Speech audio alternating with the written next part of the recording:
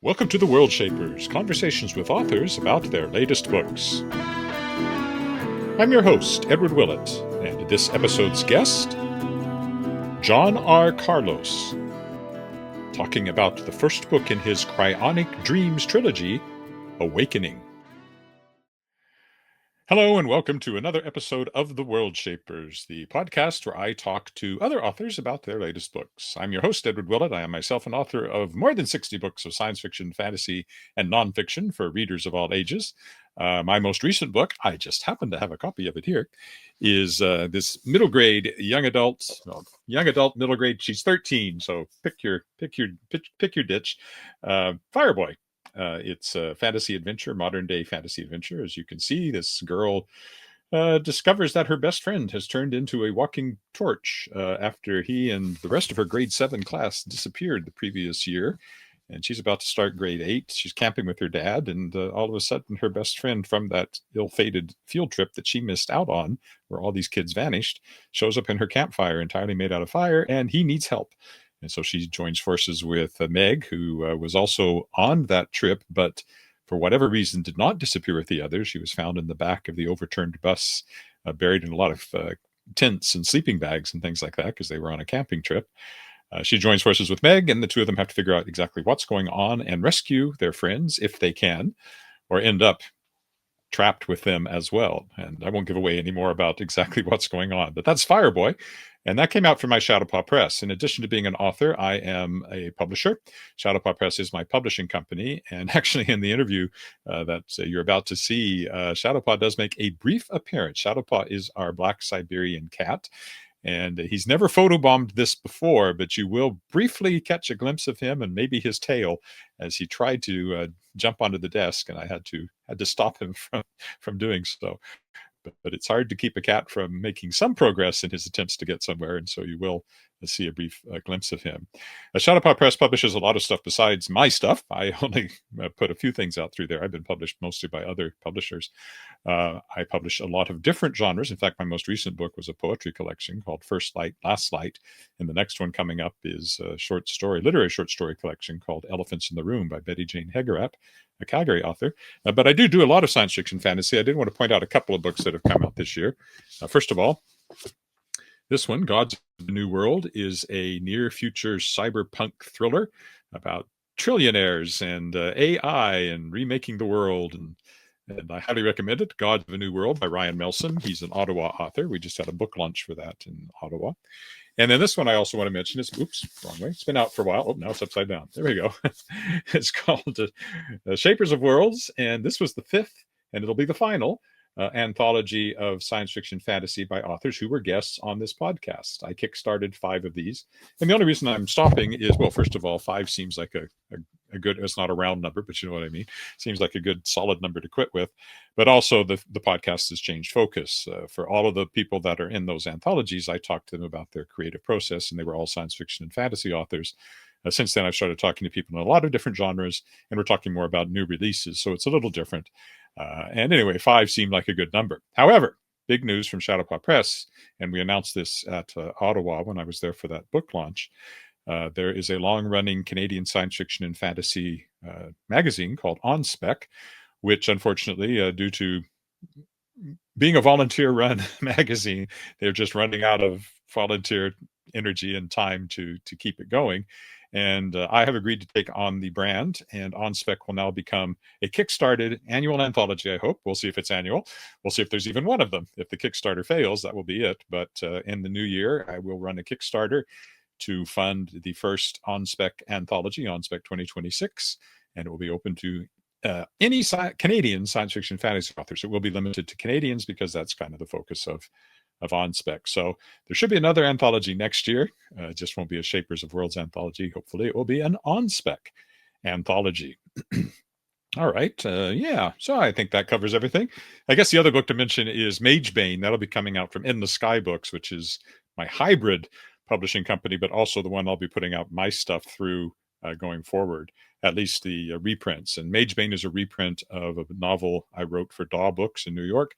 My biggest book, it's 160,000 words. It's only been out in paperback, mass market paperback. Now it's going to be out in trade paperback, and it's under a pseudonym, Lee Arthur Chane, but it is me, and it's a standalone, believe it or not, fantasy of an epic field. Had a starred review in Publishers Weekly when it came out, so I hope you'll check that one out. And you can find all of these books if you go to shadowpawpress.com or Amazon and look up my name, or you'll find it if you look. All right, well, let's get on to this episode's guest, John R. Carlos, and put on my glasses so I can read his bio, which is right here. Born in Madrid, Spain, the author migrated to Australia while very young, spending his early years in Perth, Western Australia. After completing high school, he enlisted in the Royal Australian Air Force, and many years later commissioned as an officer, ultimately reaching the rank of wing commander. His permanent career of 42 years included movement to numerous locations around Australia and several overseas deployments, including to the Sinai, Egypt, Baghdad, Iraq, Khartoum, Sudan, UAE, and Afghanistan. Throughout his career, the author was able to advance his educational qualifications to associate and advanced diploma level. He retired from the full-time Air Force in 2020, and since retirement has honed his professional writing skills through various educational creative writing courses. We'll talk about that. And with the publication of the first novel, Cryonic Dreams Awakening, he's accomplished a long-held desire to be a published author. Interesting guy, and I enjoy talking to him, and now let's talk to him together. So, John, welcome to the Worldshapers. Thanks, Ed. It's a pleasure to be here. Thanks for having me. We were just talking before we started that there's certain logistical issues when talking to somebody in Australia when you're in North America, and then with the time change that just happened. But we made it. Here we are, and very glad to have you on board. Excellent. I usually look for connections with the people I'm interviewing, but given our very we're about as far apart as any two people can be on the planet, I think. So yes. I don't believe we've ever met, so that's not too surprising. No. So tell me about yourself. Where you have a very interesting background in the military, and but where did you grow up, and what were your interests, and how did you get interested in reading and writing and all that stuff, along with doing all the military stuff? Yeah. Well, I was actually born in Spain, in Madrid. My parents came out to Australia when I was only 2, so I've spent all my life basically in Australia. And I mean, the in-between bits I don't think are that exciting. When I finished my high school and I didn't quite make the grade for university, I decided I joined the next thing I really enjoyed, which was the Air Force, the military. So, and I never looked back. I did finish or redo my secondary education, and then actually got a commission within the military. So my career just kept going up and up and up until I retired. So I ended up doing 42 years. So a lot of time.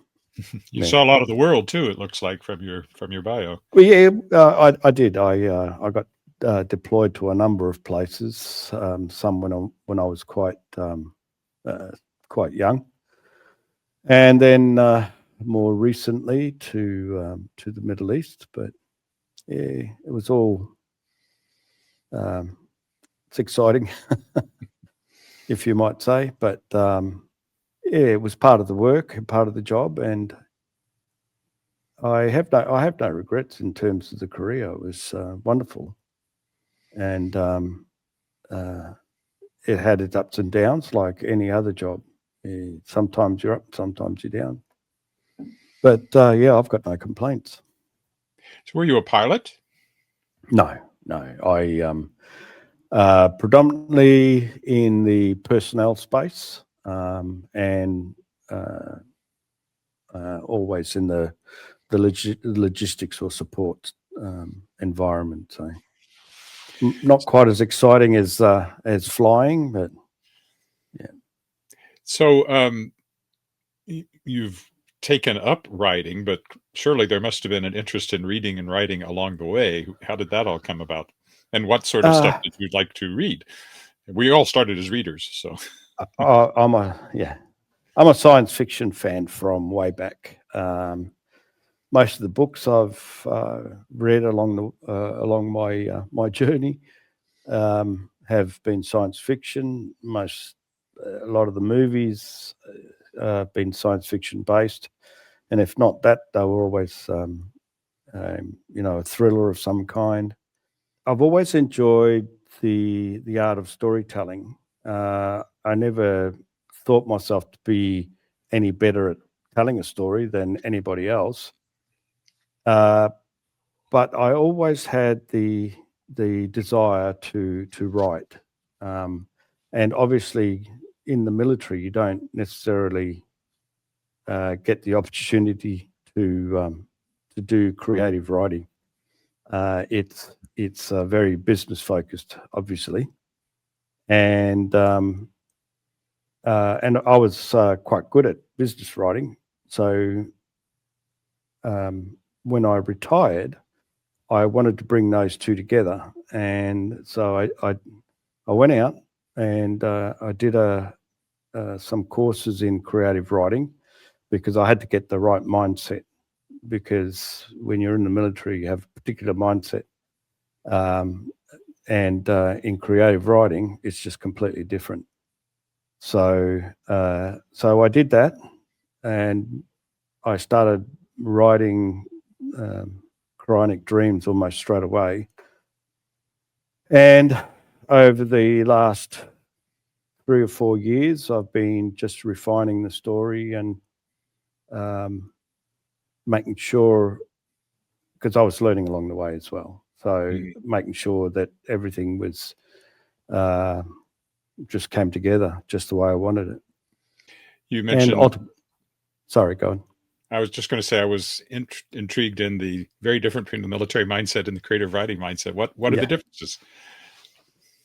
Well, I think with just military, it's like I said, it's very business focused, and it's very how can I say it? Just it's very focused, very strategic, and not necessarily allowing to explore, the subject that you might be needing to discuss. It's always, you've heard some of these yourself, I'm sure. It's always about being concise, to the point, and got to watch your tone and all those sorts of things. So it's all very, very, very straight, if you like. But creative writing is completely different. Yes, it is.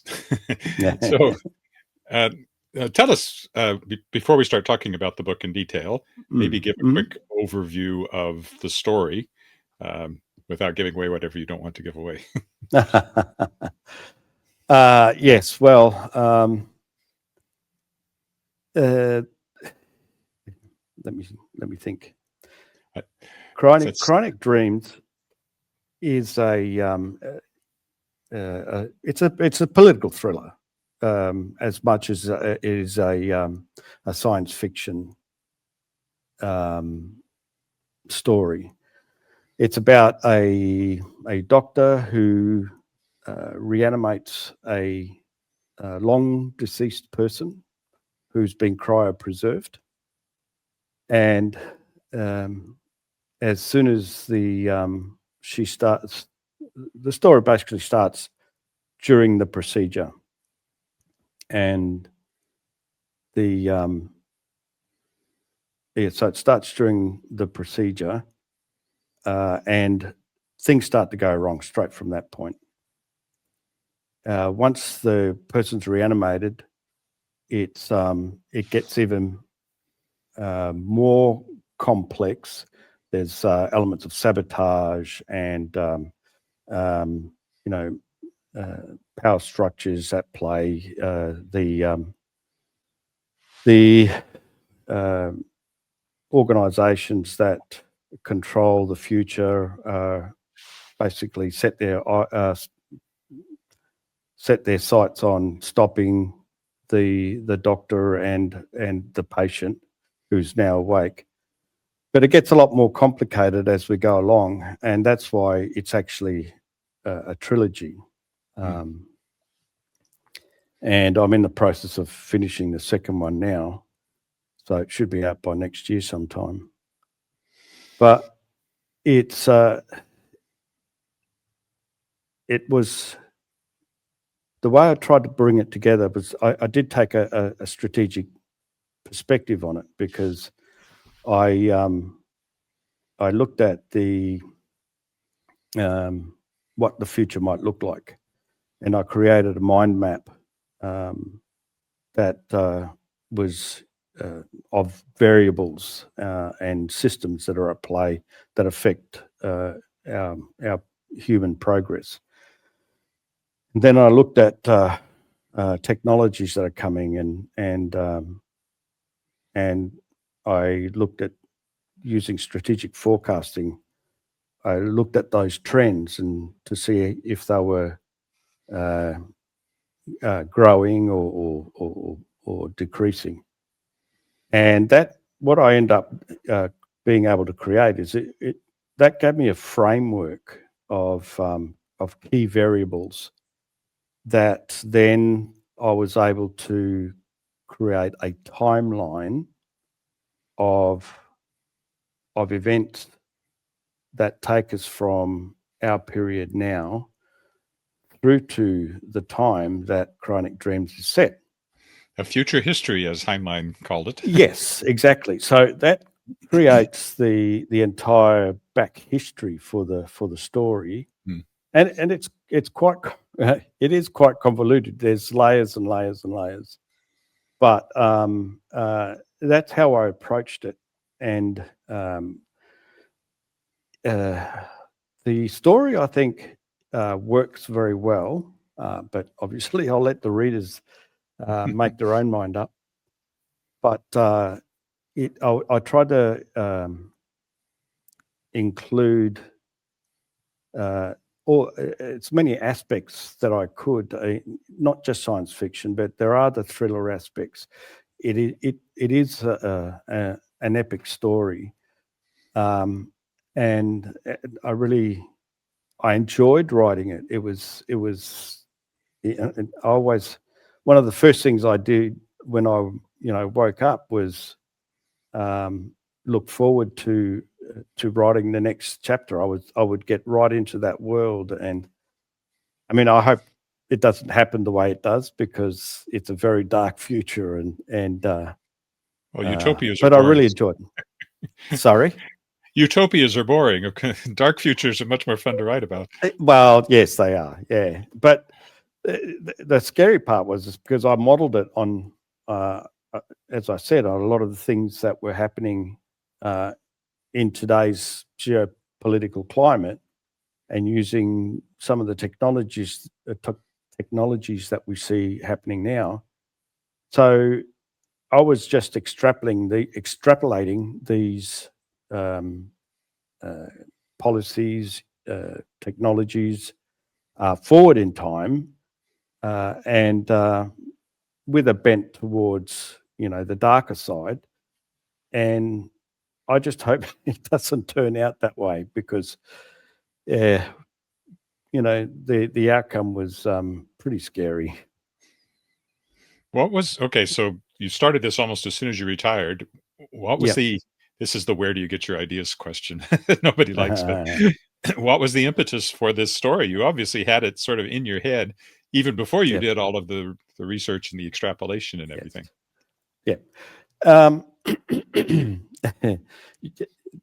The actual kernel of the idea came from a bad dream I had, which is odd. And to this day, I don't know what my subconscious was trying to tell me.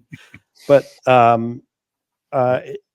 in this dream, there was this woman in cryopreserved, and she woke up, and as she stepped out onto the floor from the chamber or the pod, I actually swapped places with her, and I was walking across this room, and these hands would come up from the floor, and they were grabbing at my legs, and saying, "You don't belong, you don't belong." And so it was a little bit scary from that point of view. But that kernel that at that point I decided I need to include this in a story. So the next thing I did once, and this happened just before I retired, I actually started doing some research about cryogenics, and I actually wrote out the entire procedure based on technologies that I saw at the time, and just created an entire procedure that the doctor would be using at the beginning of the story in reanimating the the secondary character. So it was fun. Well, I mean, looking at your website, and you posted me to all of the lore, and there's several Yes. pages of information and extrapolation. You clearly did a lot of research. You clearly have an interest in technology to begin with. Have you always been somebody who kind of followed technological trends and Yes. over the years? As a science fiction fan, if you like, I've always tried to keep up with some of the technologies that were coming up, and the ones that we could see coming down track. And so I did take an interest, and always have had an interest. So it wasn't. I think when I started writing the story, the ideas for the technology just sort of were already there. I already had these baseline ideas, and so it wasn't a lot for me to do a bit of extra research and write it into the story. So it was fun. Again. Sorry, the cat has gone by here a couple of times. Oh, okay. You're wondering why I'm looking off, and occasionally there was a Yeah, black fuzzies. Yeah. That's the first time great. he's ever shown up on one of these podcasts, which Oh, is right. unusual. But, so, what? Just going back to the writing process, did you do a detailed outline to begin with, or did you have a general idea and start writing and see where it went? Because I would think with the amount, and you worked on it for years, and the research would have gone on, I would have thought you would have kept finding new things you wanted to put in there, and that might change your story. So what was that process like over those years that you were working on it? And also, did you have other people reading it and giving you feedback? Yes. I did start. One of the first things I did was write an outline of the characters. Now that did change a fair bit, and as far as the world was concerned, I had a notion of what it might look like, but that didn't come to fruition until I actually went through that process of creating the events. The mind map and the framework. That then gave me an idea of what the world was going to be like.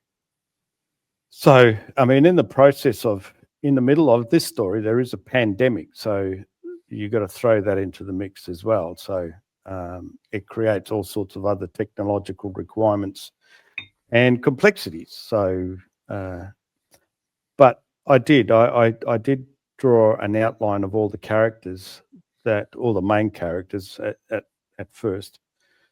And they evolved over time, because what I found was that, and again, I'm sure you've heard this as well, that once you start writing the story, it starts to write itself. And when you put a character, you've got an idea of what that character is like, and how they might react to a certain event. So you put them in a scene and you create this friction, and then you realize, oh, hang on a minute, the character is going to react this way, not the way I had first pictured it. So that's one of the other things I found was, and when I did the creative course at the beginning after retiring, they did say this a lot, and that is, when you start writing, a book, it's you don't just write it out once and that's it. You got to keep going over it and over it and over it, and there's always a lot of rewriting and rewriting and rewriting and rewriting.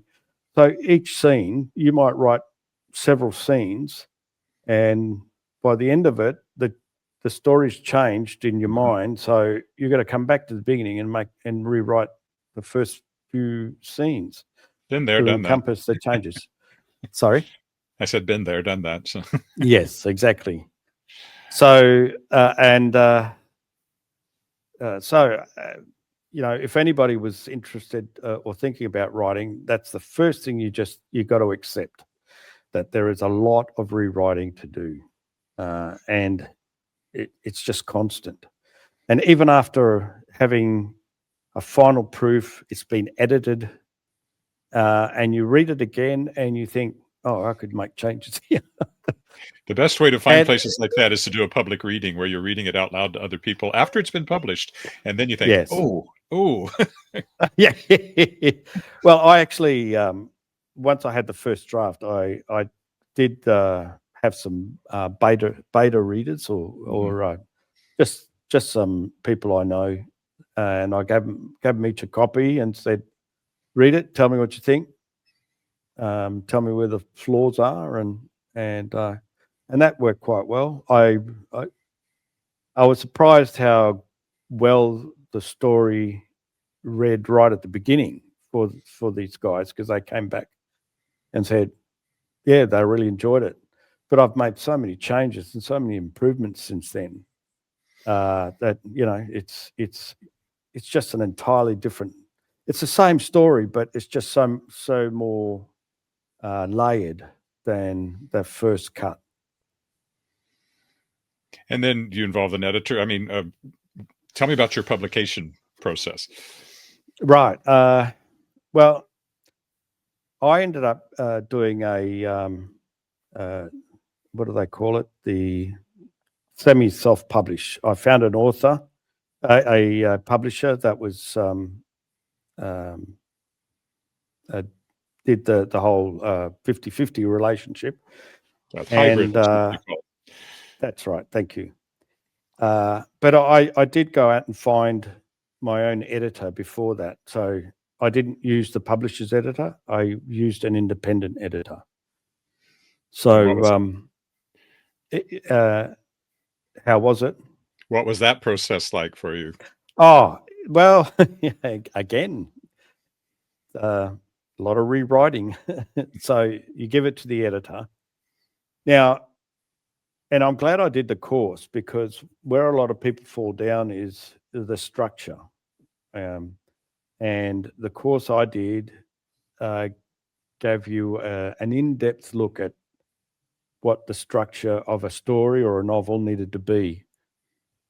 So, and I'm glad I did that, because when I got to the editor, there was wasn't a lot of, oh, well, this section needs to go here and that needs to go there, and cross this out and put it over there. And so it was a lot. So it was a lot more civil in respect that she just went through and made a lot of just grammatical and syntactical changes. So like a line edit, basically. Yes, yeah, exactly. Thank you. That's the proper term for it. I do all this stuff. Oh, you do. So you know better than I do. This is my first book, and with the second one, as I said, coming out next year. And I'm looking forward to that. But I think for my first attempt, it's come out very well, and I think I learnt right at the beginning. Sorry?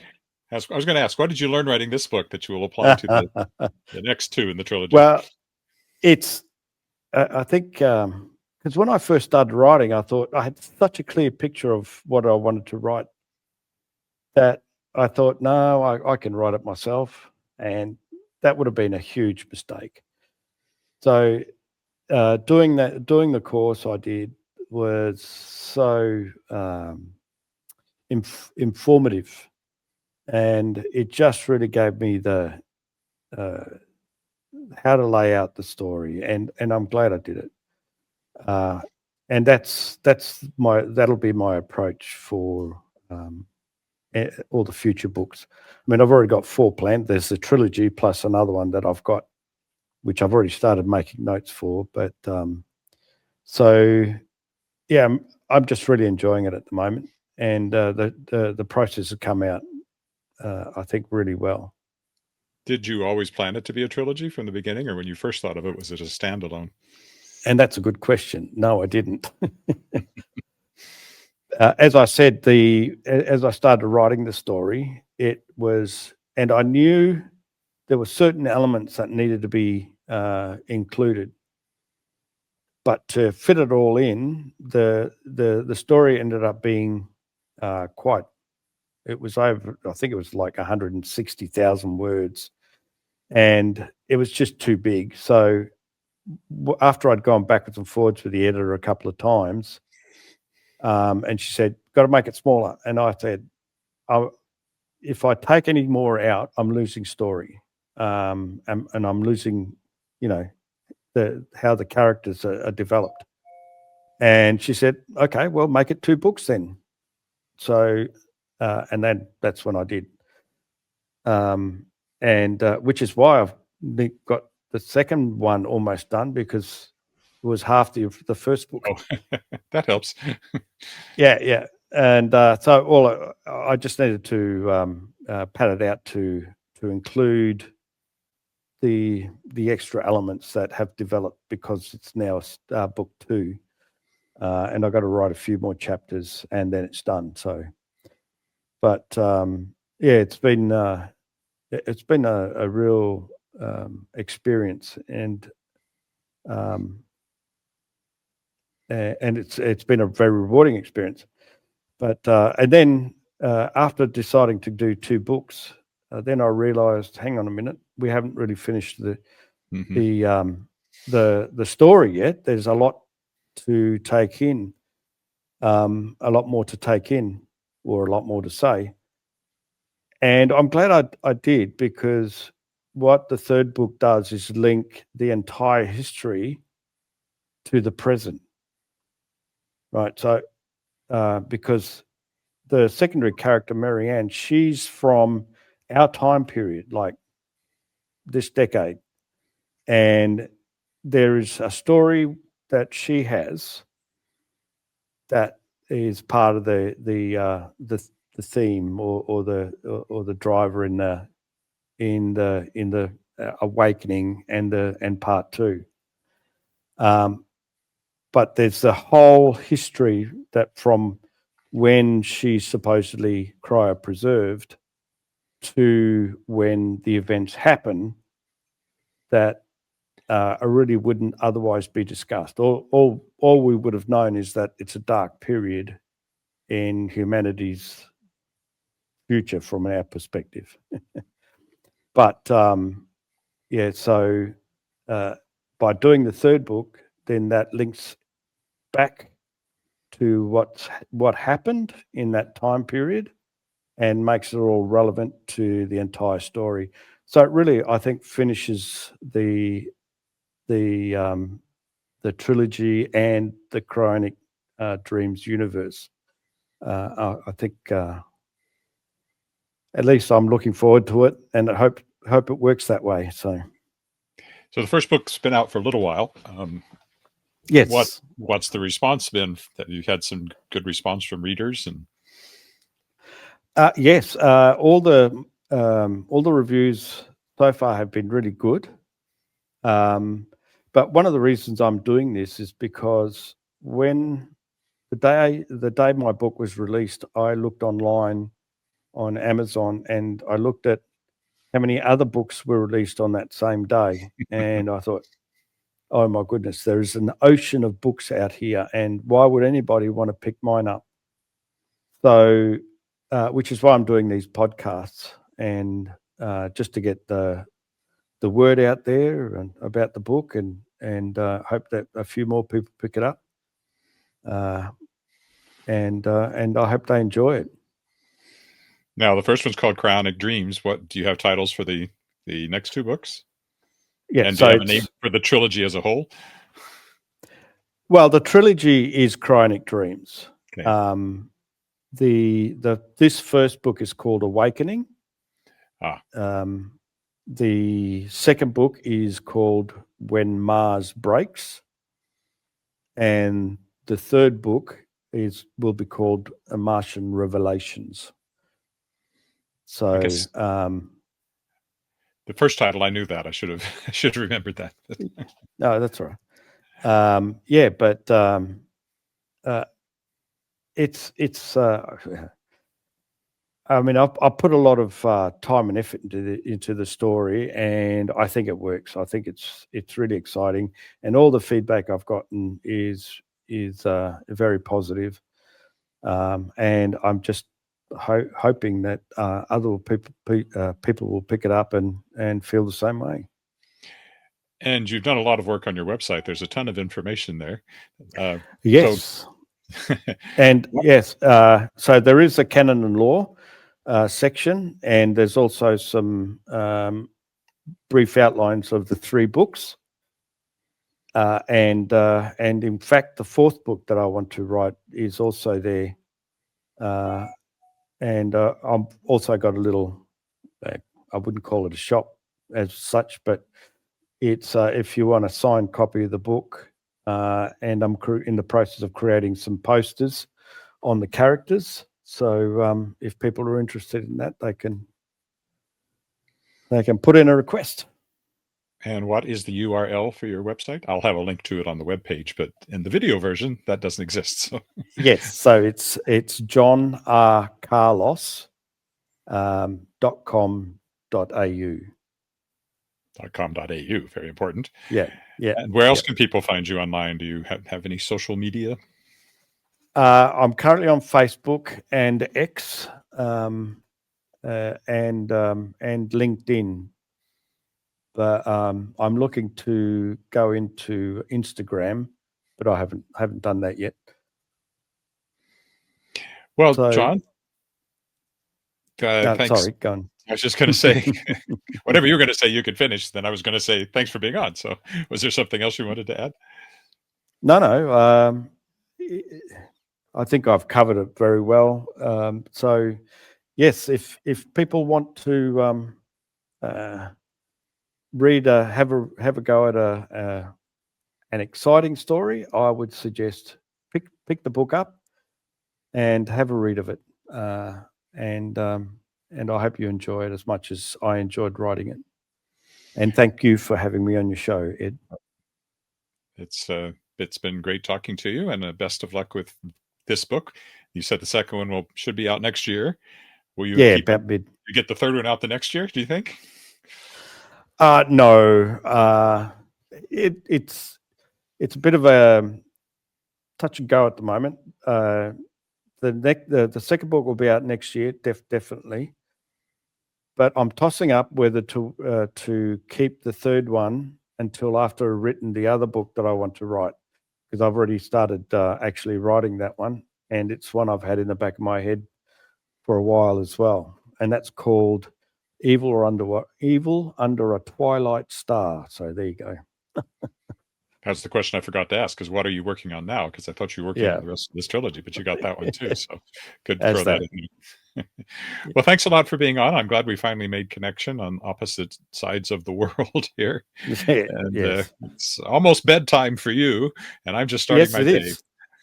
Yes, it is. All right. Well, thanks for having me on your show. And I would like, when the book comes out next year, if you don't mind, I'll reach out and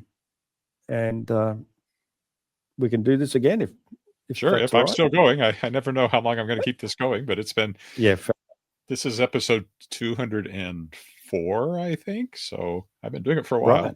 Right. So I expect to still be going. So sure, do that, and we'll see if we can connect again. Excellent. All right. Thanks for being on. Thank you. Thanks, Ed. And thanks again to John for being on the Worldshapers. That was an interesting conversation, and it sounds like a very interesting book. And I have looked at the pages of research and extrapolation he's done on current technologies, and I do recommend checking out his website and checking that out on his website, which he mentioned at the end. And there's a link on the website here if you are seeing this on the Worldshapers website, which of course brings me to my usual closing stuff on these podcasts. You can find the Worldshapers at theworldshapers.com. You can find it on X at the Worldshapers. You can find it on Facebook at the Worldshapers, and you can find it on Twitter. I said that already. X at the Worldshapers, Facebook at the Worldshapers. Yeah, that's it. Let's restart this.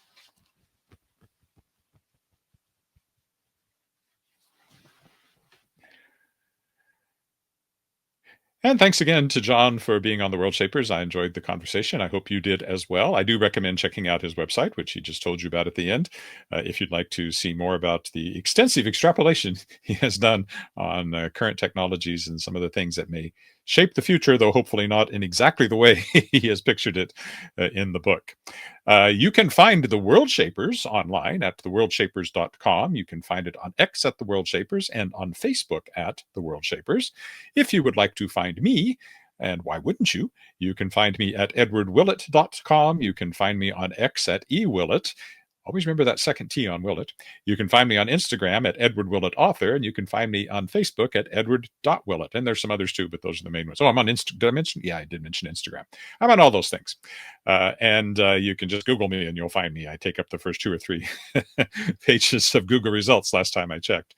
If you're interested in the publishing company, Shadowpaw Press, you can find that at shadowpawpress.com. You can find it on X at Shadowpaw Press. You can find it on Instagram at Shadowpaw Press, and you can find it on Facebook at Shadowpaw Press, because that one, I managed to get the same handle on everything, unlike my own stuff. That's it for this episode of The Worldshapers. I hope that you enjoyed it, and I hope that you will continue to come back and check out the podcast as I continue to talk to authors about their latest books. That's it for this time. Bye for now.